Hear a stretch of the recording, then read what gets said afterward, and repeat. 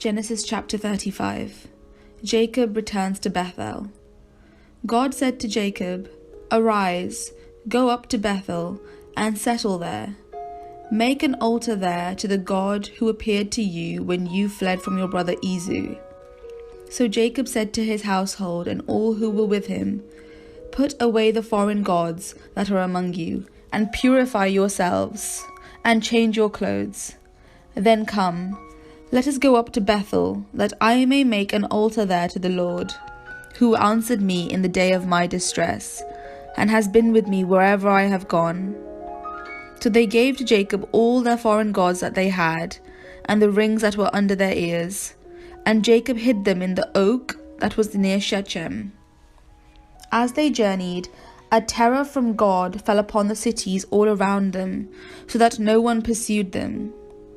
Jacob came to Luz, that is Bethel, which is in the land of Canaan, he and all the people who were with him, and there he built an altar, and called the place El Bethel, because it was there that God had revealed himself to him when he fled from his brother. And Deborah, Rebekah's nurse, died, and she was buried under an oak below Bethel. So it was called Allon Bachuth. God appeared to Jacob again when he came from Paddan Aram, and he blessed him. God said to him, "Your name is Jacob. No longer shall you be called Jacob, but Israel shall be your name." So he was called Israel. God said to him, "I am God Almighty. Be fruitful and multiply. A nation and a company of nations shall come from you, and kings shall spring from you. The land that I gave to Abraham and Isaac I will give to you, and I will give the land to your offspring after you." Then God went up from him at the place where he had spoken with him. Jacob set up a pillar in the place where he had spoken with him, a pillar of stone, and he poured out a drink offering on it, and poured oil on it. So Jacob called the place where God had spoken to him Bethel. The birth of Benjamin and the death of Rachel.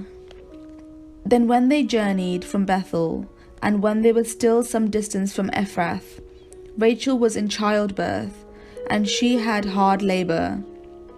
When she was in her hard labor, the midwife said to her, "Do not be afraid, for now you will have another son." As her soul was departing, for she died, she named him Benoni, but his father called him Benjamin. So Rachel died, and she was buried on the way to Ephrath, that is Bethlehem. And Jacob set up a pillar at her grave. It is the pillar of Rachel's tomb, which is there to this day. Israel journeyed on and pitched his tent beyond the Tower of Eder. While Israel lived in that land, Reuben went and lay with Bilhah, his father's concubine, and Israel heard of it. Now the sons of Jacob were 12, the sons of Leah, Reuben, Jacob's firstborn, Simeon, Levi, Judah, Issachar, and Zebulun. The sons of Rachel, Joseph and Benjamin. The sons of Bilhah, Rachel's maid, Dan and Naphtali. The sons of Zilpah, Leah's maid, Gad and Asher. These were the sons of Jacob who were born to him in Paddan Aram.